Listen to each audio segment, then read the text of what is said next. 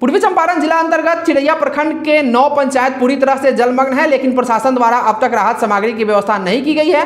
बाढ़ पीड़ित सिकरहना तटबंध पर जंगल झाड़ में तंबू तानकर शरण लिए हुए हैं, जहां उन्हें सांप बिच्छू का डर बना हुआ है। यहां प्रशासन द्वारा राहत सामग्री उपलब्ध कराने के सारे दावे खोखले साबित हो रहे हैं। लाल बकैया, पटजिलवा, अकौना, सरसावा, पिड़ाड़ी, खड़तड़ी, भेड़ियाड़ी, सेमड़ा, अरौलिया, गोढ़िया आदि गांव के लोगों के समक्ष भुखमरी की स्थिति बनी हुई है।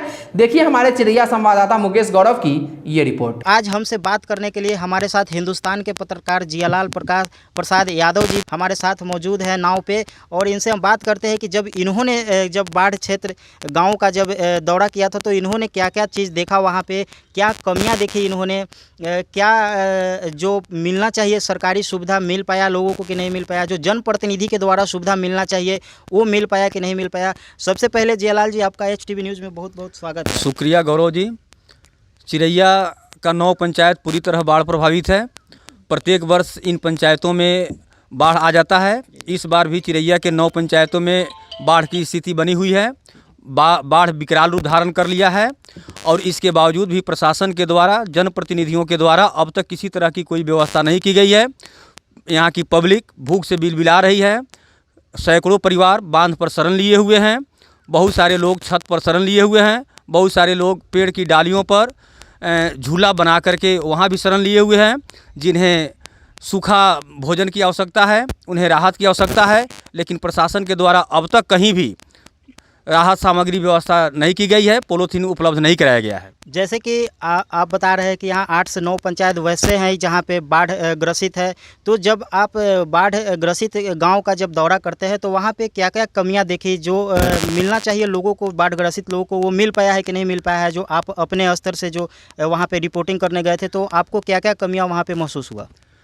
बाढ़ प्रभावित गाँव के लोगों को बुनियादी सुविधाओं की ज़रूरत है और किसी भी तरह की बुनियादी सुविधा अब तक उपलब्ध नहीं है। आज कुछ जगहों पर देखा गया बांध पर चापाकल गाड़ा गया है प्रशासन के द्वारा, लेकिन पॉलीथीन व्यवस्था नहीं की गई है।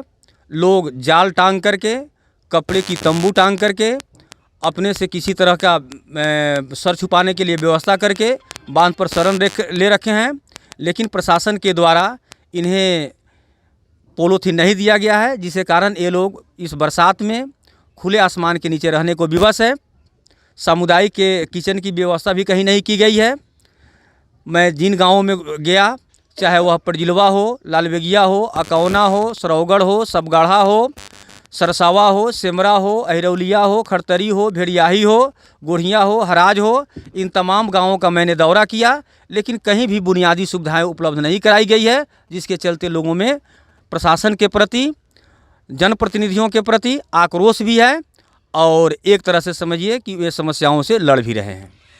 आप यहाँ के लोकल है, जब यहाँ बाढ़ आ जाता है तो लोग बांध पे ही रहने के लिए मजबूर हो जाते हैं कि बांध ही उनका शरण लेने के लिए बांध ही एक सहारा बचता है। तो इसके लिए पदाधिकारी को जब हर साल जब बाढ़ आ जाता है तो यहाँ के जनप्रतिनिधि को और पदाधिकारी को, जो यहाँ के लोकल पदाधिकारी है, आला अधिकारी है, उनको पहले से ही बाढ़ आने से पहले ही 1-1.5 महीना पहले ही व्यवस्था कर लेना चाहिए। तो जब हर साल बाढ़ आ जाता है तो क्या हर साल यही दिक्कत होती है कि जब बाढ़ आ जाता है लोग जब गाँव छोड़ के बांध पे चले जाते हैं तब कोई व्यवस्था किया जाता है? देखिए 2017 में जब बाढ़ यहाँ आई थी उस समय भी मैं रिपोर्टिंग करने आया था। 2017 के बाढ़ के दौरान सरकार के द्वारा कहा गया था कि अब अगले वर्ष जो बाढ़ आएगा उसके पहले सारी तैयारी पूरी कर ली जाएगी। खास करके ऊंचे स्थानों को चिन्हित करके वहां पर एक बहुत बड़े हॉल का निर्माण कराया जाएगा बाढ़ के पहले, और वहां पर बाढ़ प्रभावित लोगों को रखा जाएगा। लेकिन वे सारे दावे भी खोखले नज़र आ रहे हैं।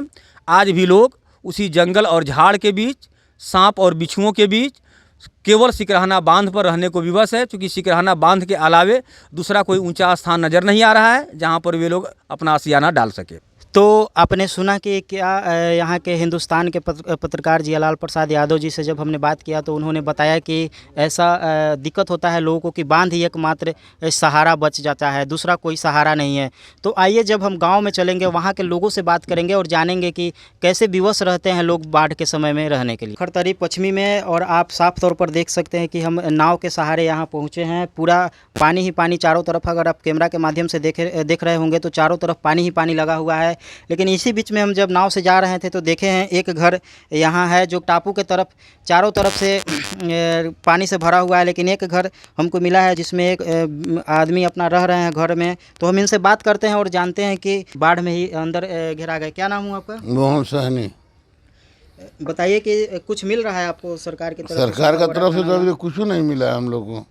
तो आपके घर के चारों तरफ पानी लगा हुआ है, फिर भी आप अपने घर में ही हैं? घर में है, नाव का व्यवस्था से हम लोग इधर उधर जा रहे हैं, नहीं तो हम लोग को परेशानी तो इतना है से भोजन करने का लिए तब आई है।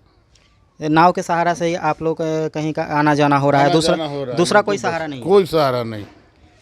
तो आपने देखा कि कैसे इन्होंने बताया कि एकमात्र नाव ही सहारा है जिसके माध्यम से लोग बाहर आ रहे हैं और जा रहे हैं। तो आइए आगे भी चलते हैं और देखते हैं कि क्या है यहाँ पश्चिमी पंचायत खड़तरी पश्चिमी पंचायत का लोगों का हाल। बहुत दिन से पानी पूरा घर में पानी हो गया बाटे, घर से सब लोग बाहर हो गए बा।